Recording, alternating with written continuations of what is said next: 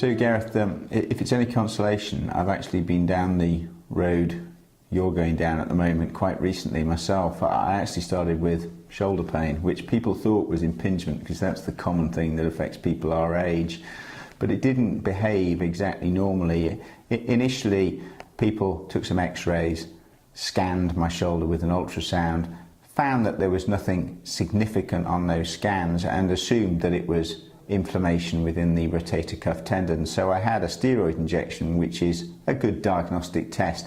It actually didn't confer any benefit to me, and a few weeks down the line what we noticed was that my range of movement was starting to deteriorate, which is much more typical of a frozen shoulder, which is actually less common but again occurs in people of about our age group. The interesting thing for me was what it was like being on the receiving end, because the frozen shoulder pain is a bad pain. It wakes you up at night, and a lot of the time you're okay, but certain movements then bring this excruciating pain in your shoulder.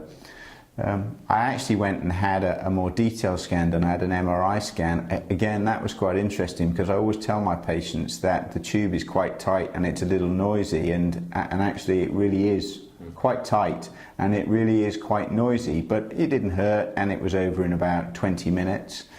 And then, having got that scan, which was essentially a fairly normal appearance, again which is typical of a frozen shoulder, I then progressed on to the alternative treatments. Because I'd not lost my range, I went initially for a hydrodilatation injection, but at the moment hopefully that's going to be successful, but if it isn't, I'm going to look to have a keyhole release done to try and get rid of this problem, and realistically that's got an 85 or 90% chance of achieving that.